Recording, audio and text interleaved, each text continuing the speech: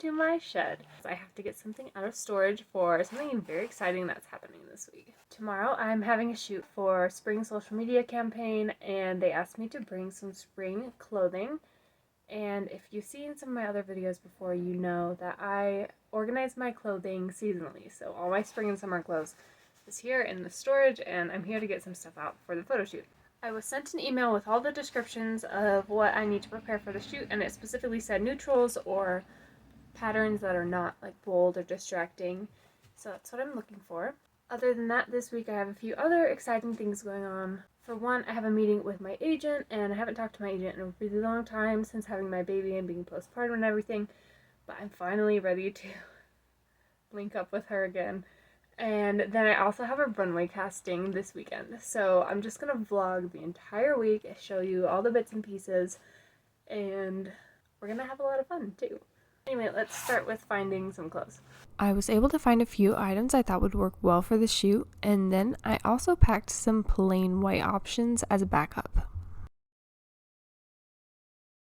Good morning. So I am up. I've been up since 5, but I've just been doing a workout. Today is my shoot, and I'm very excited. Last night I did my nails. They are ready for their close-up. However, I will say I should not have done them the night before just because there's a little bit of redness left on my cuticles from me clipping them. Hopefully that's okay. I'm just gonna finish this workout and shower, and then we'll get right into hair and makeup for the shoot. My call time for the shoot was 10 a.m., so I had to start getting ready around 8. I started to blow dry my hair, which is something I usually never do because it ruins my natural wave pattern, but I wasn't sure my hair would dry in time for the shoot, so I had to do what I had to do. And since my hair wasn't going to look natural already because of the blow dryer, I decided to give it a subtle styling by using a round brush to make some loose curls. It turned out pretty cute. On to makeup. On the same PDF I was sent that included outfit specifications, there was also makeup specifications. I had to do a very natural makeup look, something that looked effortless and minimal. I put a lot of effort into the skin prep to make sure I looked on brand for this brand, and I actually really impressed myself. My skin has never looked so good under foundation when doing makeup myself before. I really loved how this makeup came out. It was a bummer the makeup didn't get much use, but I'll tell you about that later. I just arrived at the shoot location, and I'm not sure how much I'll be able to film once I'm inside there, but I'll at least tell you the story of what happened. And anyway, let's go. Here I am in the house. I just took little clips in the bathroom during my outfit changes. I was feeling very cute, honestly. I slayed this hair and makeup. Next up, a story time about this shoot. I just got back to the house, and I'm going to tell you what happened at the shoot because it certainly didn't go as I thought it was going to. When I first got there, they looked at all the clothes that I had brought, and then they had me change into a look. We went downstairs into the kitchen. This was just a house that they rented for the day, and we took some product shots there. And most of these images are for social media or their website for the month of March. So I won't be able to show you any of the photos, but if you're following me on Instagram, I'll probably share the images to my story. So make sure you're following me there. It was pretty interesting because they styled each shot very specifically, so we only needed to take 1 or 2 frames. And they knew they had the photo. We didn't need to spend a lot of time finessing things. After we took that first shot in the first outfit, then they had me switch my top, and then we went and took photos on the couch and on this little side chair as well. Now here's what I didn't expect from this experience. This was my first time working with a product on a professional commercial shoot. And so it was the first time where I was not the subject of the photo, which makes complete sense, but it threw me for a loop just a little bit. I was really there just blurred out in the background to give a human context to the product. The second thing that went unexpected about this shoot is just that the photographer was not feeling well, so after about 20 minutes, they canceled the shoot. That certainly was a little bit of a bummer, but it's out of anyone's control. I hope he feels better soon.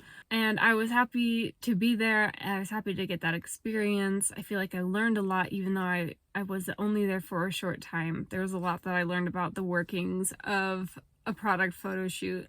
especially one that's run by a social media team. And I have a feeling this was a more authentic experience that I'll have in Utah shooting product for companies. It was a great first experience into that world of product modeling and product photography.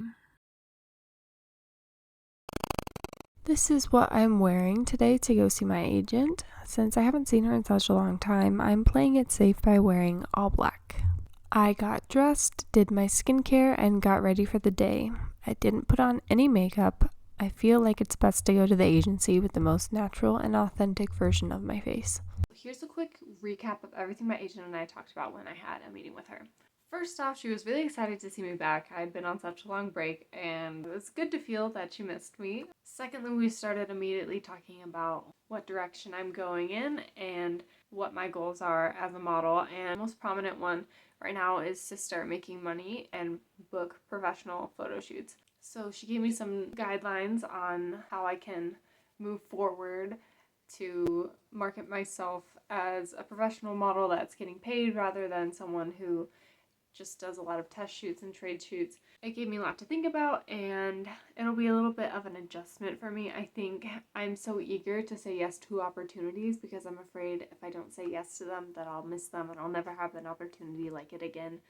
But at the same time, I have something that is of value, and it's time for that value to start being taken seriously. She also gave me a few things to work on. One of them is something I already know I'm bad at, which is I make the same face in every single photo, which is why I did that one black and white photo shoot with Justin. Basically, the rest of what we talked about was just being active with the agency, making sure that I'm in constant contact with them so that they know that I want to work jobs and let them know when I'm available to work jobs. Hopefully in the next few months I'll be in a position where I'm able to book some paying jobs, which is very exciting. It's the day of my first ever runway casting. I started off preparations by practicing my walk in my casting boots. Yes, for this casting, I'll be wearing boots. I love these boots. They're so easy to walk in, and I wish I could wear them for every casting. After practice, I got changed into my casting outfit and did some casting makeup, which has to be very light and minimal. I've considered not wearing any makeup to castings because any amount of makeup on me doesn't look minimal, but I also don't want to look washed out. After makeup, I put lotion all over my arms. You usually can't see if my skin looks dry, but since I'm wearing all black, any flakiness from dry skin would be super obvious on my clothes. Therefore, it was time to moisturize. I put my hair back to make sure I took a hair tie with me. For the casting, I took my hair down and put the hair tie in my pocket. Before leaving, I printed my comp card, which is honestly a hot mess. I don't like the photos that were picked for it, and all my measurements are wrong. I also didn't have cardstock, so I had to use regular printer paper, and I know my agent is very disappointed with me right now. Alright, folks.